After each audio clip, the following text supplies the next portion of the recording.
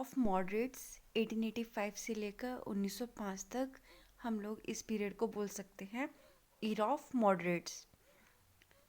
जो मॉडरेट्स थे उनके कुछ इम्पोर्टेंट लीडर्स कौन कौन थे?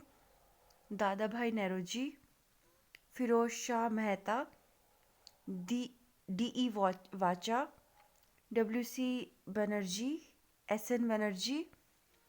और ये सब लोग थे जैसे Dadabhai Naoroji, Pherozeshah Mehta, D E Wacha, W C Banerjee, S N Banerjee. इन्होंने क्या किया, जो कांग्रेस का अर्ली फेज था, अर्ली पीरियड था 1885 से लेकर 1905 तक, तो इनका डोमिनेशन रहा उस पीरियड पर। मतलब ज़्यादातर जो भी कांग्रेस के डिसीजन होते थे वो मॉडरेट्स डिसाइड करते थे। और इसके बाद जो है बाद में 1905 के बाद धीरे धीरे जैसे जब स्वदेशी मूवमेंट वगैरह हुआ तो एक्सट्रीमिस्ट का फेज़ आ गया उसके बाद। तो जो मॉडरेट्स थे ये किस में बिलीव करते थे? लिबरलिज्म में या फिर मॉडरेट पॉलिटिक्स में ये बिलीव करते थे। और इसी कारण इनको, क्योंकि मॉडरेट पॉलिटिक्स में बिलीव करते थे, मॉडरेट्स का नाम दिया गया।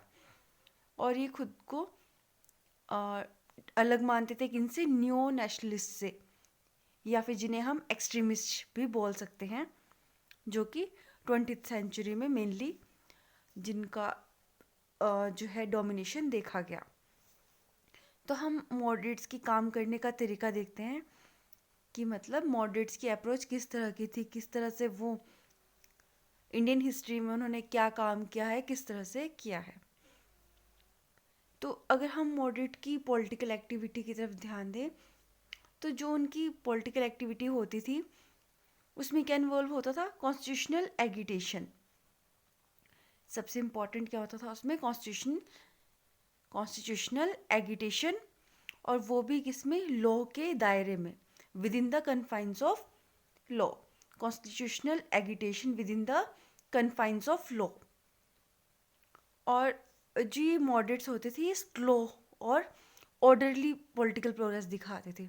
मतलब प्रोग्रेस होती थी लेकिन बहुत स्लो होती थी और साथ ही एक ऑर्डर में होती थी। The moderates believed that the British basically wanted to be just to the Indians, but were not aware of the real conditions. तो देखो मॉडरेट्स की अप्रोच में हमने पहला पॉइंट क्या देखा था कि मॉडरेट्स की जो पॉलिटिकल एक्टिविटी होती थी उसमें क्या इन्वॉल्व होता था? कॉन्स्टिट्यूशनल एगिटेशन इन्वॉल्व होता था, और वो भी with in the confines of law. Constitutional agitation with in the confines of law, और इसमें स्लो और ऑर्डरली पॉलिटिकल प्रोग्रेस होती थी। सेकंड चीज़ क्या है जो जिस पर मॉडरेट्स बिलीव करते थे, वो थी कि मॉडरेट सोचते थे कि जो ब्रिटिशर्स हैं वो इंडियंस के साथ मतलब सही तरीका अपनाना चाहते हैं, वो इंडियंस का अच्छा करना चाहते हैं, लेकिन वो इंडियंस की जो रियल कंडीशन है या इंडियंस की जो मांग है उसके बारे में भी अवेयर नहीं है। ये मॉडरेट्स बोलते थे और उनकी सोच थी ये कि ब्रिटिशर जो है वो इंडियन के साथ जस्ट रहना चाहते हैं, पर मतलब वो उनके साथ जस्टिस करना चाहते हैं, पर वो अवेयर नहीं है उनकी डिमांड्स के या फिर क्या रियल कंडीशन है, ये उन्हें पता नहीं है किसे? ब्रिटिशर्स को। Therefore, if public opinion could be created in the country and public demands be represented to the government through resolution, petitions and meetings etc., the authorities would concede these demands gradually. और उनका कहना था, इस point से linked है पिछले वाले point से, कि उन्होंने कहा ना कि जो ब्रिटिशर्स है वो अवेयर नहीं है इंडियंस की डिमांड से रिलेटेड बातों से, कि उनकी क्या रियल डिमांड है इंडियंस की और क्या इंडियन की रियल कंडीशन है, इससे अवेयर नहीं है। तो मॉडरेट्स का कहना था यदि हम अपनी जो डिमांड्स हैं, मतलब पब्लिक की डिमांड है, कंट्री की जो डिमांड है, वो हम उनको बताएं, प्रेजेंट करें, कैसे रिजोल्यूशन के तहत उनको प्रेजेंट करें या पेटिशंस उनके सामने पेश करें, मीटिंग्स में अपनी डिमांड्स बताएं। तो इन तरीक़ों से, मतलब किस किस तरीके से, रिजोल्यूशन से, पेटिशंस से या फिर मीटिंग्स से क्या हो सकता है, जो ब्रिटिशर्स हैं वो भारतीयों की जो डिमांड है उसको समझेंगे और ग्रेजुअली मतलब धीरे धीरे क्या करेंगे, उन डिमांड्स को पूरा करेंगे। ठीक है, तो इसमें मॉडरेट्स की क्या क्या अप्रोच हमने अब तक पढ़ी कि जो मॉडरेट्स है वो कॉन्स्टिट्यूशन एगिटेशन में बिलीव करते थे। उनकी जो पॉलिटिकल एक्टिविटी होती थी उसमें क्या होता था, कॉन्स्टिट्यूशनल एगिटेशन इन्वॉल्व होता था, और वो भी with in the confines of law. और वो स्लो प्रोग्रेस करते थे, पर ऑर्डर में प्रोग्रेस जो है वो होती थी उनकी ऑर्डर में।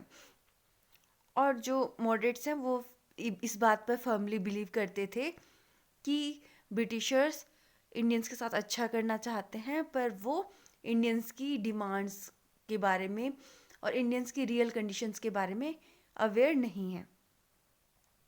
और उनका ये भी मानना था कि अगर एक पब्लिक ओपिनियन क्रिएट किया जाएगा, मतलब पहले लोगों को एकजुट किया जाएगा। पब्लिक ओपिनियन कैसे क्रिएट करेंगे, कि पहले तो लोगों को ही अवेयर करना पड़ेगा ना कि ये प्रॉब्लम्स हैं सब कुछ, क्योंकि आधे लोगों को जो मेन प्रॉब्लम है वो नहीं पता होती थी, या तो उनके सामने जो इन्हें दिख रहा होता था सिर्फ वो पता होता था, उनको ये नहीं पता होता था कि इसके पीछे का कारण क्या है। तो मतलब जो पॉलिटिकली एक्टिव लोग थे या पॉलिटिकली कॉन्शियस लोग थे कांग्रेस में, वो क्या पहले तो पब्लिक ओपिनियन क्रिएट करते थे, और फिर वो चाहते थे कि जो पब्लिक ओपिनियन जो क्रिएट हुआ है इसके यूज़ किया जाए, और पब्लिक डिमांड्स जो है, पब्लिक ओपिनियन जो है उसको ब्रिटिश गवर्नमेंट के सामने पेश किया जाए। मतलब किस तरीके से, रिजोल्यूशन से, पेटिशन से और मीटिंग्स में, मतलब इन मुद्दों को उठाया जाए, और बाद में क्या होगा, जो ब्रिटिशर्स हैं वो इन डिमांड्स को पूरा करेंगे। ये मॉडरेट्स की थिंकिंग थी, उनकी अप्रोच थी, और उनका तरीका था काम करने का। इसके अलावा और आगे देखते हैं और क्या क्या मॉडरेट्स की अप्रोच है। To achieve these ends, they worked on two prolonged methodology. तो जो मॉडरेट्स थे, जैसे कि हमने बताया कि वो यही चाहते थे कि हम लोग अपनी डिमांड्स रखेंगे किसके, रिजोल्यूशंस में, मीटिंग्स में, पेटिशन में, और ब्रिटिशर्स उन डिमांड को मान लेंगे। तो इन्हीं सबको पूरा करने के लिए उन्होंने मतलब मॉडरेट्स ने एक मेथोडोलॉजी थी, टू प्रोंग्ड मेथोडोलॉजी जो है वो फॉलो की थी। उसमें से जो पहली मेथोडोलॉजी क्या थी, create a strong public opinion to arouse consciousness and national spirit, and then educate and unite people on common political question. तो पहली मेथोडोलॉजी क्या थी कि पहले आपको पब्लिक ओपिनियन क्रिएट करना है, मतलब भाषण देकर या किसी भी तरीके से लोगों को अवेयर करना है, उनके अंदर उनके एक ओपिनियन जगाना है, क्रिएट करना है, और स्ट्रॉन्ग ओपिनियन होना चाहिए। ठीक है। और जो भी इंडियंस हैं या जो भी पब्लिक है, उनमें कॉन्शियसनेस क्रिएट करनी है, अराइज करानी है, नेशनल स्पिरिट अराइज करानी है, कि मतलब वो राष्ट्र से रिलेटेड जो भी मुद्दा है उसमें लोगों को जागरूक करेंगे, उनके अंदर राष्ट्र भावना की जो है उसे जगाएंगे, राष्ट्र भावना को, और उन्हें एजुकेट करेंगे उस मुद्दे पर, और बाद में उन्हें एकजुट करके ब्रिटिश गवर्नमेंट के सामने वो जो पॉलिटिकल क्वेश्चन है उसको रखेंगे। लेकिन फर्स्ट स्टेप में उनका क्या, फर्स्ट मेथड क्या है कि उन्होंने पब्लिक ओपिनियन क्रिएट करना है, एक तरीके से public opinion, strong public opinion create करना है, कॉन्शियसनेस और नेशनल स्पिरिट अराइज करनी है, और एजुकेट करना है और यूनाइट करना है किसी पॉलिटिकल क्वेश्चन पर। मतलब अलग अलग पॉलिटिकल क्वेश्चंस पर भी हो सकता है, लेकिन यहाँ पर पहला मेथड ये है। ठीक है। और सेकंड मेथड क्या हुआ, और बाद में जो ब्रिटिश गवर्नमेंट है उसे परसुएड करना, उस पर थोड़ा दबाव बनाना है, ताकि जो British public opinion to introduce reforms in India, ताकि जो ब्रिटिश गवर्नमेंट है वो उस पब्लिक ओपिनियन को सुने, और जो भी वो रिफॉर्म चाहते हैं, बदलाव चाहते हैं, उसको इंडिया में उस बदलाव को लाया जाए। और अगर मॉडरेट्स की ये तो हमारी टू प्रोंग हो गई मेथोडोलॉजी। ठीक है, हमने फर्स्ट वो भी देख लिया कि क्रिएट पब्लिक ओपिनियन, और सेकंड भी देख लिया कि ब्रिटिश गवर्नमेंट के सामने वो ओपिनियन रखना है। अब एक और चीज़ जो बताई गई है कि उनको जो मेनली मेथड मतलब वो यूज़ करते थे मॉडरेट्स, वो क्या था, प्रेयर और पेटिशन का। कि मतलब वो उनसे प्रेयर मांगते थे, या तो उनसे प्रे करते थे, या फिर पेटिशंस वगैरह उनके सामने रखते थे, जैसे रेजोल्यूशन या मीटिंग्स में बोलते थे। तो मतलब एक तरह से उनके सामने डिमांड रखते थे और उनसे उसकी मांग करते थे। अगर अगर अगर ये प्रेयर और पेटिशन का तरीका फेल हो जाता था तो वो क्या करते थे, कॉन्स्टिट्यूशनल एगिटेशन करते थे। सॉरी। अच्छा, पहले हम लोग इसमें बीच में एक और पॉइंट दिया गया है, लेकिन अगर हम मॉडरेट्स की अप्रोच लिख रहे होंगे तो हमारे लिए ये बीच का जो इंफॉर्मेशन है ज़्यादा इम्पोर्टेंट नहीं है। हम पहले मॉडरेट की अप्रोच को समझ लेते हैं ताकि हमारे पास सारे पॉइंट्स इकट्ठे आ जाएं। तो देखो, इसके अलावा प्रेयर पेटिशन का हमने बताया कि तरीका फॉलो करते थे, और अगर प्रेयर पेटिशन का तरीका नहीं चलता था तो कॉन्स्टिट्यूशनल एगिटेशन करते थे। और मॉडरेट्स का साथ ये भी मानना था कि अगर हम भी पॉलिटिकल कनेक्शंस रखेंगे ना ब्रिटेन के साथ, तो वो इंडिया की इंटरेस्ट में होगा। ठीक है। और किस मतलब उस जो जिस स्तर पे भी वो हैं, हिस्ट्री के जिस स्टेज पर हैं, वहाँ पर मतलब उनकी वो सोचते थे कि ब्रिटिशर्स के साथ हमारे जो जो पॉलिटिकल रिलेशन है, कनेक्शंस हैं, ये हमारे इंडियंस के इंटरेस्ट में और हमारे काम आएंगे। और अभी हम इस स्टेज पे, हिस्ट्री के स्टेज पर इतने ज़्यादा मतलब परिपक्व नहीं हुए हैं कि हम लोग डायरेक्ट चैलेंज कर सकें ब्रिटिश रूल को।